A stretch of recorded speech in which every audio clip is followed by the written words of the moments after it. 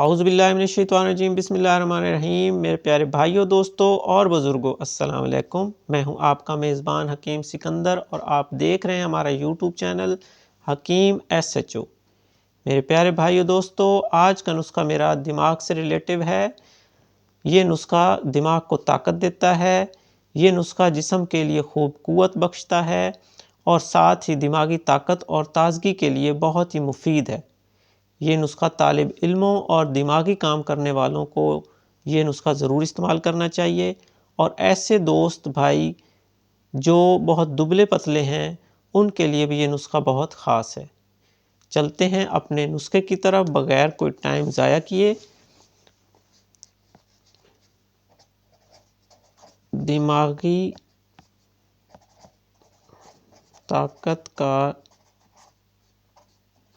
नुस्खा। सबसे पहले आपने लेना है गोंद बबूल,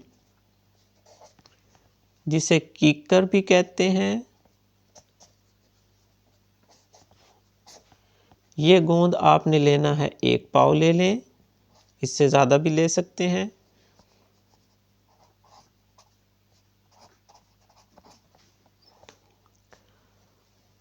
गोंद बबूल लेकर इसको आपने देसी घी में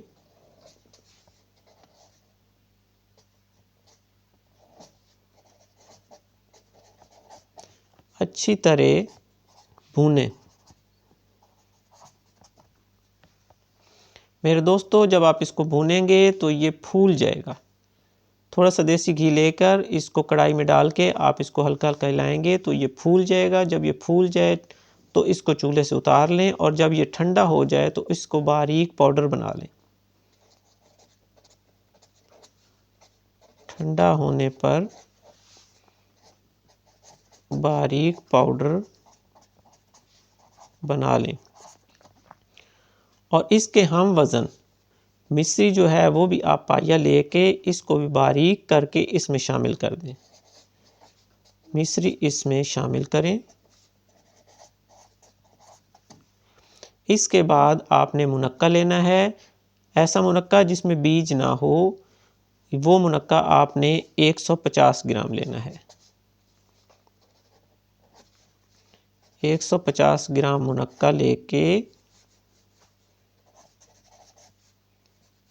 150 ग्राम मुनक्का इसमें शामिल करें।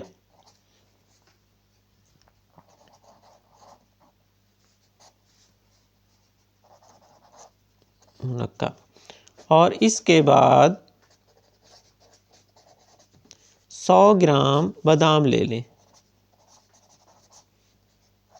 मगज़ बादाम, इसको भी बारीक पीस कर इसमें शामिल कर लें। आपकी दवाई तैयार है।